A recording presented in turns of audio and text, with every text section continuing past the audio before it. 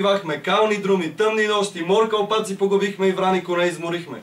И тук Бог ни унесъл наш домакин, той ядеше и пиеше на позлатени трапези и се на Бога молеше за юнаци коледари. И тогава Бог го надари с юнаци коледари. И вие, дружина, кажете амин. Амин, амин, амин. И он ги надари, кантара месо, окараки и ведро вино. И тогава го Бог надари с четни и още по-четни синове, по поле бързи, по гора вещи. Кой гонили стигали, кой ги гони убегали. И вие, дружина, кажете амин. Амин, амин, амин. И он ги надари с злато и сребро, па не може да дома си закарат, па впрегнава брези бивол. Воза нагорно прибутава, воза надолно придържава. Биволе им прецът, кола им скърца, па си го дома закара, па не може да го разтовари.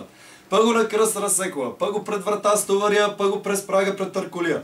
Па им се яло и ковало като лист по вода и като мед по пита. И вие, дружина, кажете амин. Амин, амин, амин.